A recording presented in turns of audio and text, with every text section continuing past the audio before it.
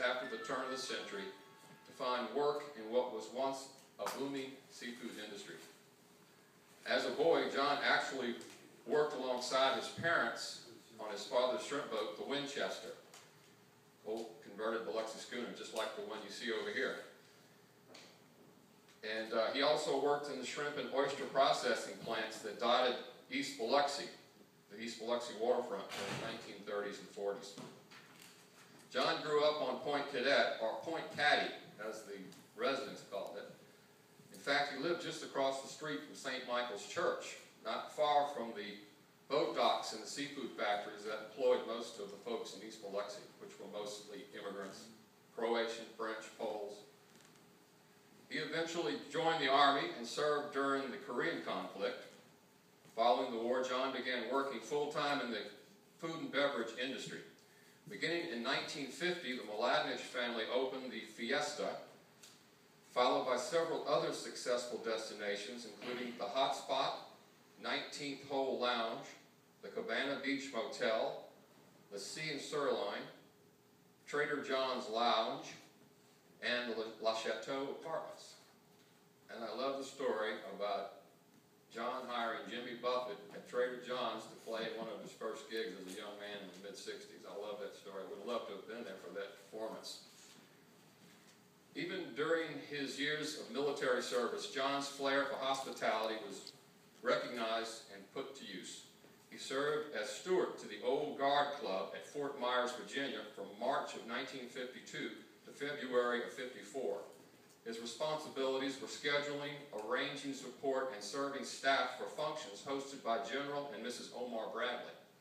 Because of his rapport with General Bradley, the General gave John a collection of original World War II combat photographs of the European theater.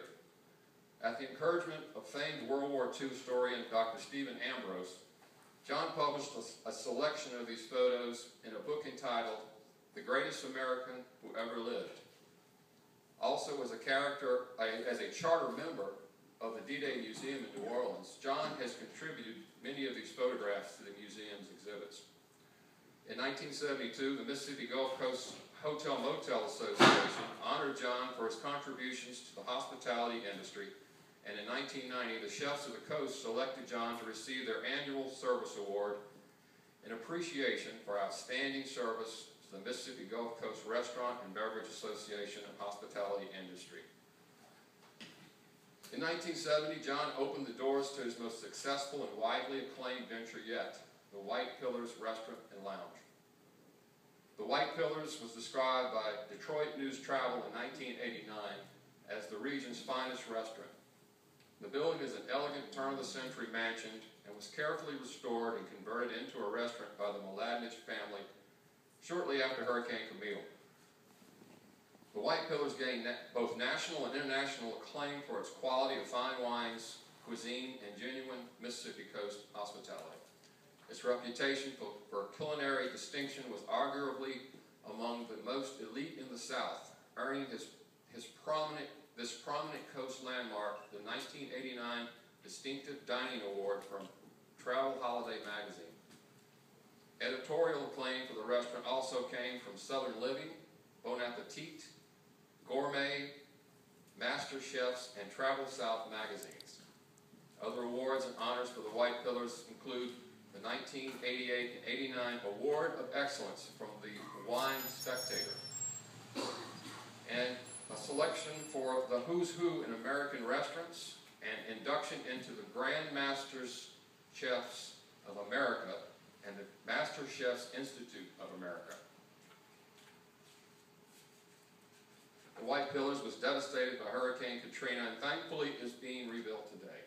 We anxiously await its reopening and thank the Mladenic family for their perseverance. John's continuous investments has made him one of our greatest supporters of coast tourism. Active in the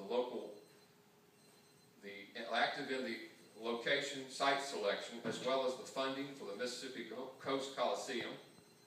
John served terms on the Coliseum Commission in 1972 and 1990. His support for legislation to legalize gaming in South Mississippi also earned him a second annual service award from the Chefs of the Coast.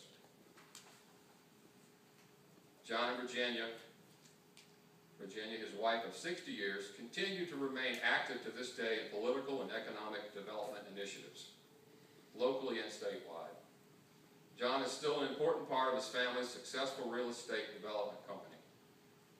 The impact he has had on local restaurants, hotels, charter boats, gift shops, and many other visitor-related businesses has indeed been a testament to his ongoing commitment to our region and community. Ladies and gentlemen, at this time, the Mississippi Gulf Coast Attractions Association asks you to join us in presenting the second annual Don Jacobs Lifetime Achievement Award to Mr. John Mladinich.